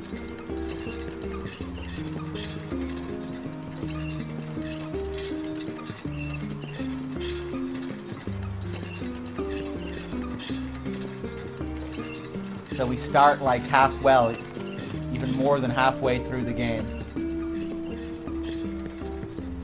part B picks up near the end again.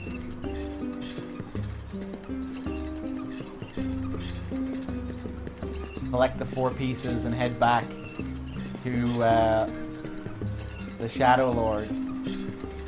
Wonder what else is going to be different.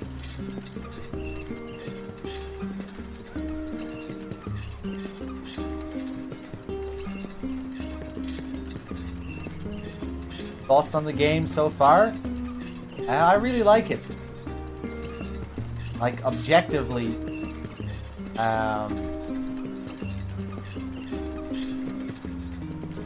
know, the combat isn't that great. It's pretty tedious.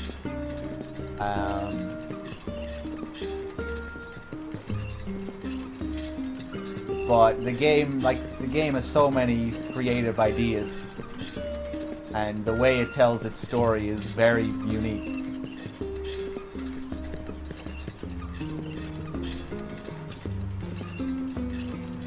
So I can kind of overlook a lot of the gameplay issues.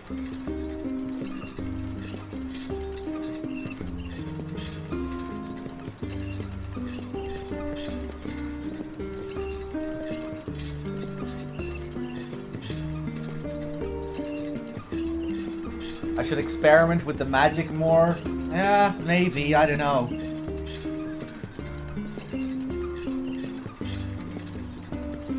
I'm not going to use other magic for the sake of using it, you know?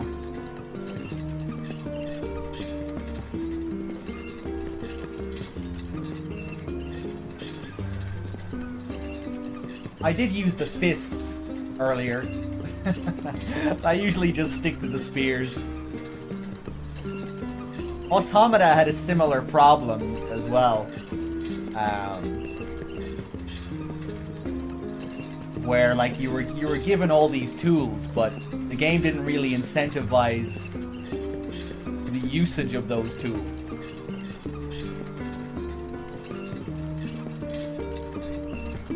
Bullet spams and dodge counters were the way to go for the most part.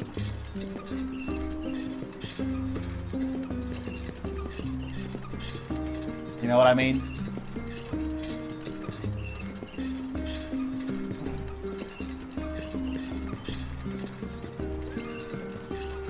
The fists are pretty satisfying. I should probably bring those back. I did like using the fists earlier. But regardless of what magic I use, you know, it's still gonna be the same shit. Wait for the meter to build up, hold L1 to kill all the enemies. Or mash square and triangle to melee them.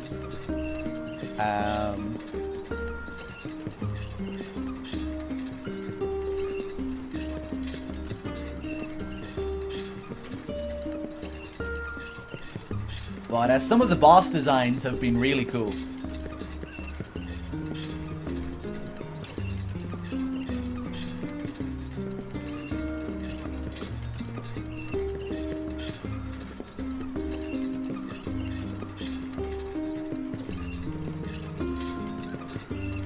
Am I going to do an in-depth story run of Silent Hill again? Yeah, of course. I'm not sure when, but I'll always be returning to Silent Hill. I'm never going to just stop doing those playthroughs.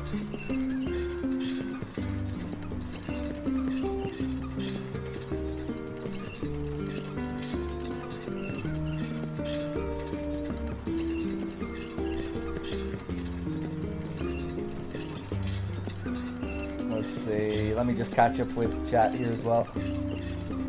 Any general idea of when I might be back to Nier, when I'll be continuing this? Probably the day after tomorrow. I'll probably stream some MGS tomorrow and then continue this the day after. But yeah, we'll see.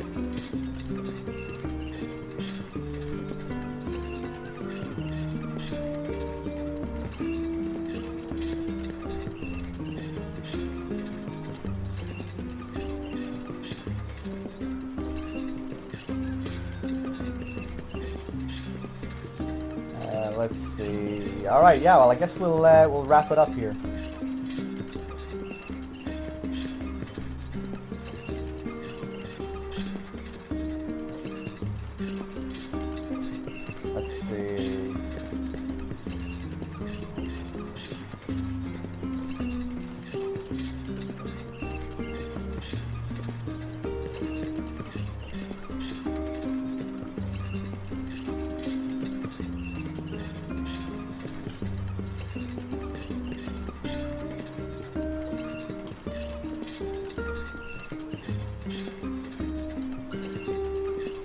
DRK is streaming FF10. Oh shit, he's doing a Final Fantasy X marathon in one sitting. Very cool. I was actually thinking about doing this recently. Same with FF7. I've been thinking about doing a Final Fantasy marathon. Maybe I'll do that sometime in the future.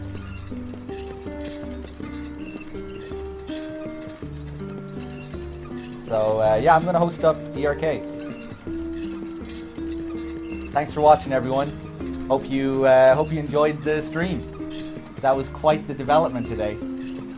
Made a lot of progress. And yeah, there's a lot of stuff to digest there.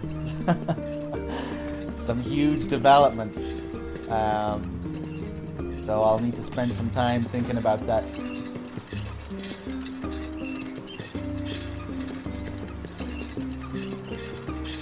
Anyway, guys, thanks for watching, and I'll see you all soon. Oh wait, before I go, let me just check my dashboard again.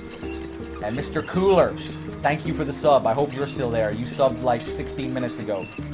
Immortal Raiden as well, thank you for the sub. Holy shit, all the new subs. If you're not, I'll send messages to these people anyway. Just to make sure, if you're not in chat at the moment. So yeah, thanks for watching, everyone. And see you all soon.